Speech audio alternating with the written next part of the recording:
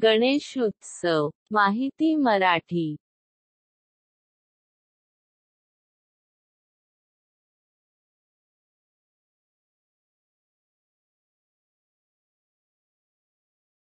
गणेशोत्सवाचा सण संपूर्ण महाराष्ट्रीयन जनतेचा आवडता सण आहे आणि आपणही नक्कीच गणेशोत्सवाची आतुरतेने वाट पाहत असाल. श्री गणेश बुद्धीचे देवता म्हणून ओळखले जातात. त्यांना प्रत्येक पूजेत प्रथम पूजनीय स्थान प्राप्त आहे. आजच्या या लेखात आम्ही आपल्याकरिता गणेशोत्सव मराठी, गणेश चतुर्थी मराठी निबंध घेऊन आलेलो आहोत.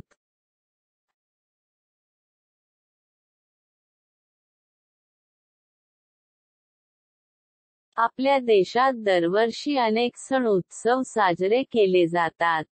याच सणांपैकी गणेश चतुर्थी अथवा गणेश उत्सव हा देखील एक महत्त्वाचा सण आहे. गणेशोत्सव हिंदू धर्माचा प्रमुख सण आहे. या सणाला संपूर्ण देशात साजरे केले जाते, परंतु महाराष्ट्रीयन जनतेच्या मनात गणेशोत्सवाविषयी विशेष आकर्षण आहे. म्हणूनच या सणाची लहानापासून तर मोठ्यांपर्यंत सर्वजण आतुरतेने वाट पाहत असतात.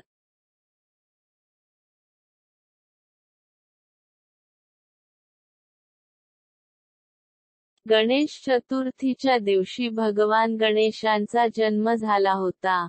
श्री गणेशांच्या जन्मदिनालाच दरवर्षी गणेश चतुर्थीच्या रूपात साजरे केले जाते. भगवान गणेश ज्ञान व बुद्धीचे देवता असण्यासोबतच शिव शंकर आणि देवी पार्वती यांचे पुत्र आहेत. प्राचीन कथेनुसार एकदा भगवान शंकरांनी रागात श्री गणेशाचे डोके धडावेगळे केले. परंतु यानंतर एका हत्तीचे डोके त्यांच्या धडाला बसवण्यात आले. आणि अशा पद्धतीने भगवान गणेश यांनी पुन्हा एकदा त्यांचे जीवन प्राप्त केले. तेव्हापासून या दिवसाला गणेश चतुर्थीच्या रूपात साजरे केले जाते.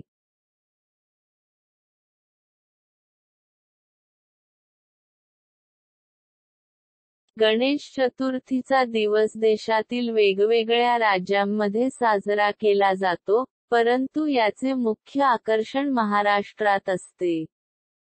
गणेश चतुर्थी हा महाराष्ट्रातील सर्वात मोठा सण आहे.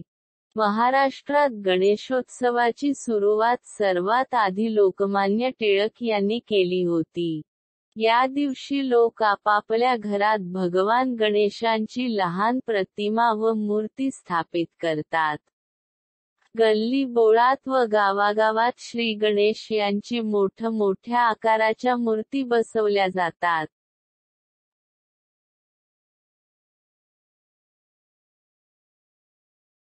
गणपती हे लहान मुलांचे आवडते देवता आहेत. श्री गणेशाची पूजा केल्याने बुद्धी, समृद्धी आणि संपत्तीचे वरदान मिळते. म्हणूनच जेव्हाही कोणते नवीन कार्य सुरू केले होते तेव्हा श्री गणेशाचे स्मरण अवश्य होते. गणेश उत्सवाची समाप्ती अनंत चतुर्दशीच्या दिवशी होते. या दिवशी ढोल, नगारे वाजवीत गणपतीला विसर्जनासाठी तयार केले जाते.